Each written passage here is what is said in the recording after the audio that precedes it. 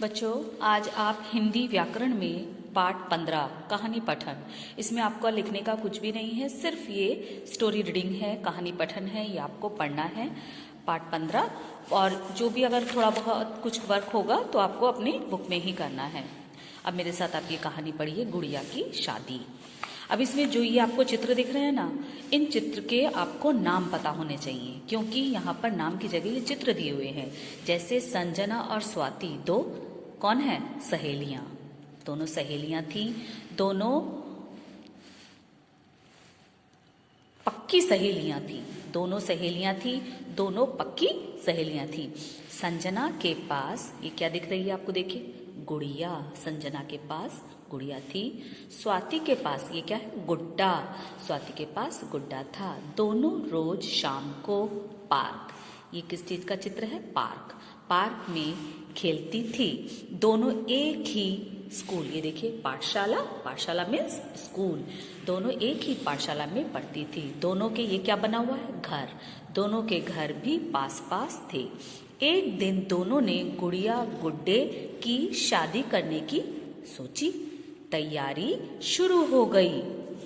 संजना की माँ ने गुड़िया के लिए लहंगा और ओढ़नी बनाई या चुन्नी बनाई। स्वाति की माँ ने गुड्डे के लिए शेरवानी और पगड़ी बनाई।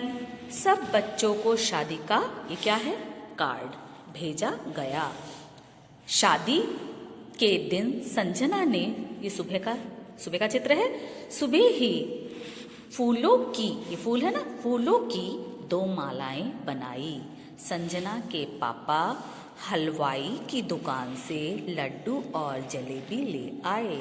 शाम को छत पर दिए जलाए और ये क्या है? रंगोली। दिए जलाए और रंगोली बनाई। ये कौन है? पंडित जी। पंडित जी आए, सभी बच्चे भी आ गए।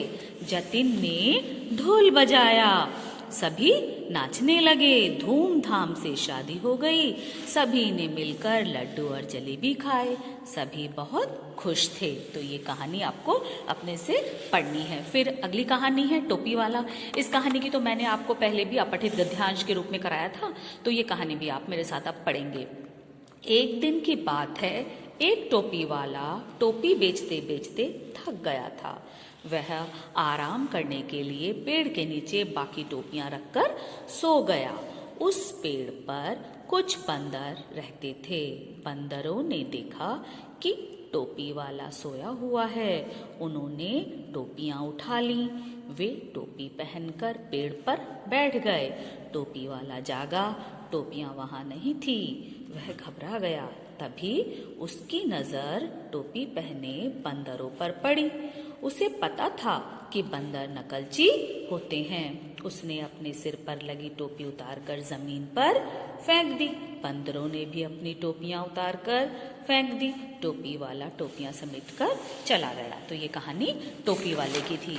अब इसके बाद में चित्र देखकर अध्यापक अध्यापिका की मदद से एक छोटी सी कहानी लिखो। देखो, ये चित्र है, जंगल का चित्र है, तरह तरह के जानवर, पक्षी क्या कर रहे हैं, इसके ऊपर आपको एक छोटी सी कहानी लिखनी है। तो मैंने ये कहानी लिखी है। एक जंगल में सभी जानवर मिलजुल कर रहते थे।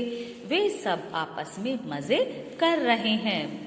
एक जंगल में सभी जानवर मिलजुल कर रहते हैं। वे सब आपस में मजे कर रहे हैं। शेर खरगोश के साथ नाच रहा है।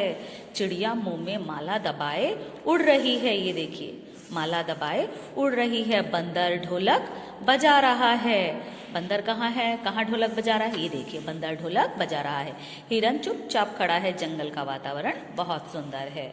ओके चिल्ड्रन, अब आपको ये जो कहानी इस वाले पेज में है, ये तो आप अपने आप ऐसे ही इस किताब में करेंगे। बाकी दोनों जो मैंने आपको कहानियां पढ़ाई हैं वो आपको पढ़ना है और याद भी करना है। अगर किसी दिन आपसे हम कहानी सुनेंगे तो आप दोनों में से कोई भी एक कहानी मुझे सुना भी सकेंगे। ठीक है? ओके।